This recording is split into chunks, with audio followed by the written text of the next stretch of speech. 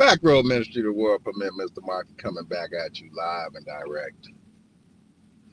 So, like I said, I kind of bagged off of most of the politics stories, haven't really been paying attention to a lot. Like I say, build up to World War III, actual boots on ground. That's the stage that we're moving into over the next couple of years. It's going to be the actual boots on ground. People are positioning themselves. Talk about Greenland. Canada's in play now. We're hearing a lot about Canada and what may happen to Canada over the course of the next couple of years, and how Canada will be written into the new history. No, as we go through this change, we create the new history.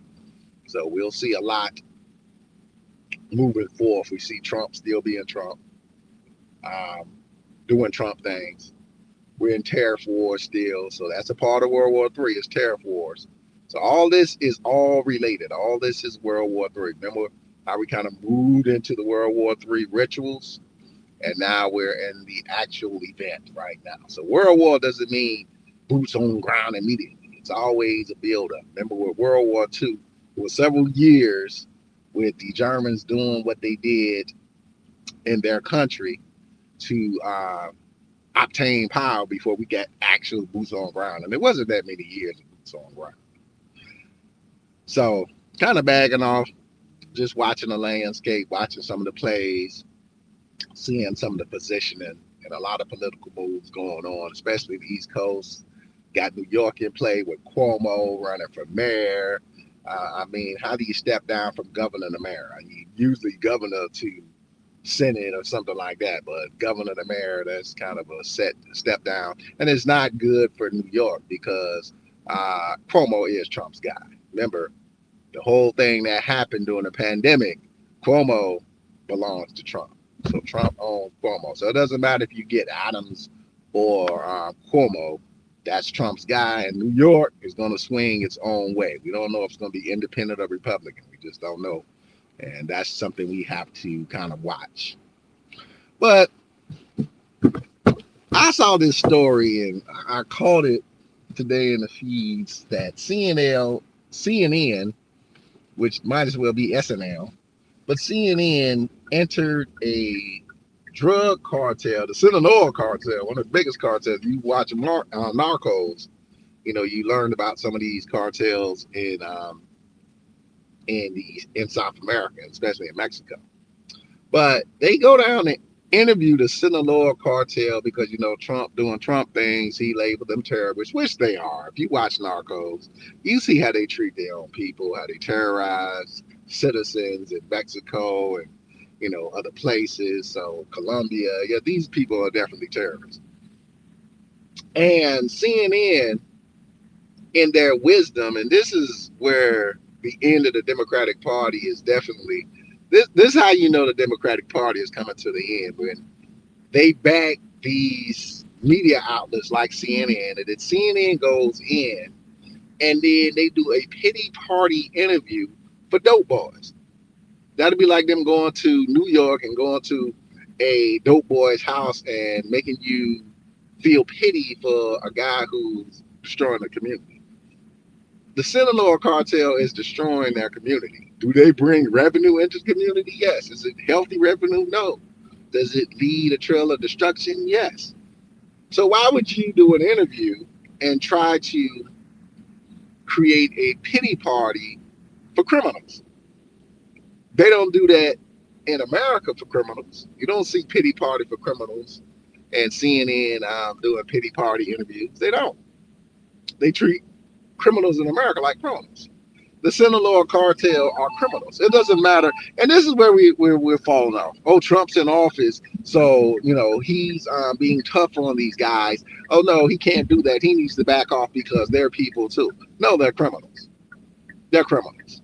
And I'm seeing a lot of feeds with people backing criminals. And I'm going to say this, and it was something that was going on during the time of the mafioso in America. And a lot of Italian Americans had to make the statement that we're tired of being lumped in with everybody else, because a lot of Italians were just viewed as being in the mob. Americans that had no respect for that mafia and the behaviors of the mafia. And they really had disdain for those individuals that were leading their lives that way and kind of putting a mark on the Italian community and the Sicilian community as well.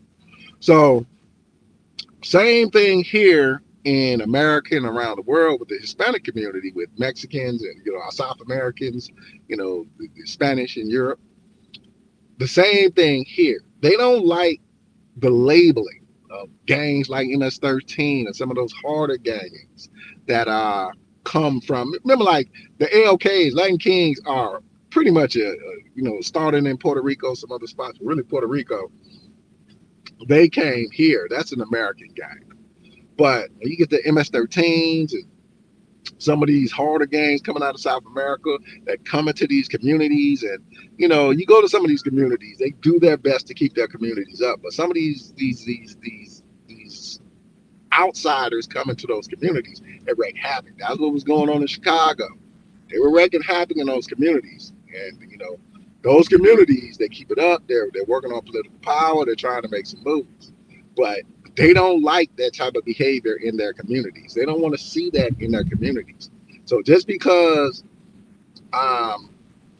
you're coming from South America, and got another thing, all those folks aren't the same. We got Mexicans and Puerto Ricans, and Chicago is pretty much the predominant um, South Americans, or people coming from the island countries that speak Spanish. But you get all these other countries coming in, the Venezuelans, stuff like that. They don't mind people coming in, but how you come in? How are you going to be respectful of the community? Are you going to help benefit the community? Are you going to wreak havoc? And these folks wreak havoc in communities. Gangs wreak havoc in communities. I come from a community where there were a lot of gangs, and yes, they wreak havoc in the community, be it drugs, be it murder. They wreak havoc. So these are not good people. These are not good people. These are people that make really bad decisions, really bad choices, and don't care how they make money and make a living. So the Sinaloa cartel, if you watch Narcos and did some your own research with a lot of documentaries, these cartels, these are not nice people.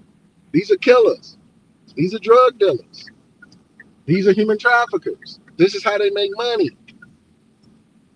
Songs of Freedom. If you saw Songs of Freedom, these are some of those people. These are not good people.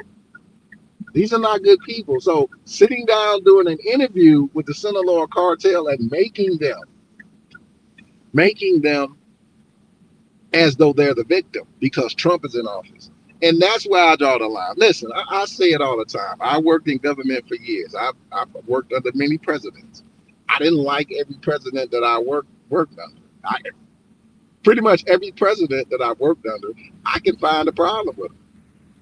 I can find a problem. I worked under 3 presidents while I was in the military. And with each of those presidents, I can tell you something dastardly that each one of them did while I was in service in the military. I can tell you something that each one of them did that was dastardly. Has any one of them ever tried to stop the war on drugs? No, because the war on drugs is never going to stop. They've been fighting the war on drugs for centuries because they created the fake fight. Nobody's trying to stop the war on drugs. That's why the Sinaloa cartel got so powerful. Nobody's trying to stop these people. It's too much money in narcotics, be it legal or illegal. It's too much money. So they're not trying to stop this. And at the same time, we're not trying to make martyrs of the people who are doing it. So the cartels are criminals. The cartels are killers. The cartel don't give a damn about you or anybody. They'll murder your family like it ain't nothing. They don't care. And for CNN to sit here just because Trump is in office and Trump called them terrorists, which they are, and to defend that by acting as though we should pity these people who are now being hunted after they've hunted everybody, is the problem with CNN and the liberal media. This isn't about right or wrong anymore. This is about we can get headlines because Trump is in office. And by trying to paint a person like a bad guy, you're painting him more and more like the good guy. The media is leading people away from the Democratic Party. The Democrats' downfall is the media. Just like it was, as I said, in the election. You saw how the Democrats were destroying the Democratic Party by not interviewing Kamala properly. They destroyed her chances for winning. The same thing you're seeing now. We're seeing the destruction of the Democratic Party because right now they're doing things and everything they do is questionable. Everything they do is questionable. Anything that they're defending, the defense of it doesn't make sense. Nothing against the transgender community, but remember, women stood up and said, no, we don't want transgenders in women's sports. We don't think it's safe. Okay, that's fair. It's women's sports. Women are always fighting for the right to have their own things, the right to fair representation. And this is something that they said they wanted. The liberal media came in and said, no, no, no, you women don't have the right to do that. So all that stuff, when they talk about feminism, and CNN backs that, but the minute that women stand up for themselves, then CNN goes against them. They go against them. But then they talk about the women's right to choose. Remember that? Women's right to choose. So women are saying, hey, we don't want transgender people in our sports. That's our right to choose. No, you don't have that right to choose anymore. That's what they do. And nobody pays attention to it. We just gloss over it. We gloss over it. But that's Democrats doing the same thing that Republicans do. That's what we call it, birds of a feather. They do the same thing. They take your right to choose away when it comes to something or agendas that they want to continue to push. So you got to be very mindful of these people. They don't care about right or wrong. They care about agendas and you listening to them. You're going to have a whole bunch of people running in the upcoming elections. We got a governor election coming on in my area where they're going to run off of Trump bad. They're not going to run on any policy. They're just going to run on Trump bad, vote for me. Trump bad, vote for me. That's going to be their whole policy. They're not going to tell you what they can do for your community, how they're going to change your community, what some things we need for the state, what some things we need for the country. No, Trump bad, vote for me. That's going to be their whole thing. And that's really where the liberal media is right now. Trump bad. He's even picking on the cartels. Oh, poor cartels. They just want to deal their fentanyl and kill white kids in the suburbs. Poor cartels. They should be allowed to do that. That's CNN. They went and did an interview trying to make you feel pity for the cartel. These people traffic in children. Watch Songs of Freedom. CNN knows about that. That's a real organization. But they sit there and act like these folks are not trafficking in children. These are realities. But when you sit there and try to act like, no, it's not the reality, because the person who's being tough on it, you don't want them to be tough on it. So I say, birds of a feather. They all have the same type of agenda. Their agenda is, we want you to support our person. And if their person is doing things, even the right things, no, they're still bad. They're still bad. Like I say, with every president, I can tell you good things they're doing. I can tell you bad things. I can give you a list of bad things right now Trump is doing. He's signing too many executive orders. Signing too many orders. Half of them aren't going to get passed anyway. I know that. That's why I'm not getting my blood pressure up about an executive order. It still has to be vetted. He can sign a billion of them. They still all are going to be vetted. They're all going to be vetted. And the executive orders have to make sense. Do I have an issue with Trump and tariffs? No, he's right. He's right. Trade must be fair. Trade has been a part of civilization for centuries. Trade will be here long after money is gone. And trade has to always remain fair. It has to always remain fair. And sometimes it doesn't. So yes, he's right. Does America need to manufacture stuff? Yes. Yes, we need to make stuff. That is what made the middle class in America, manufacturing. Look at some of these cities. I saw the lady from Michigan, I guess it was the governor, whoever she is. She gets on there and Trump has destroyed Detroit with tariffs. No, Detroit's been fucked up for years. What the fuck are you talking about? What part of Detroit have you been going to? Downtown? Where they built the stadium. I guess that's showing Detroit's rebirth. Going to the city. There's nothing in Detroit anymore. There's no middle class left in Detroit. America is dying. It's dying. And if it's going to live, things have to be done. And it might be done by people you don't like. But somebody got to stand up and say it has to be done. So, like I say, with any president, I can pick good things and bad things that each of those presidents has done. Things that benefit us, things that don't. At the end of the day, the elite run the show. The president don't run the show. This is the elite's chess game. They move pieces around. They act like this is important and this is important to keep us out of the loop of what they're really trying to do. And what they're trying to do is formulate World War III. As I said, everybody's picking their strategy right now. They're positioning themselves as we get closer to this moment of boots on ground somewhere. So that's what we need to be really, really mindful of. Who gonna do what that's gonna start this. So CNN needs to be ashamed of itself to go to talk to a cartel and sit there and act as if these people are the victims.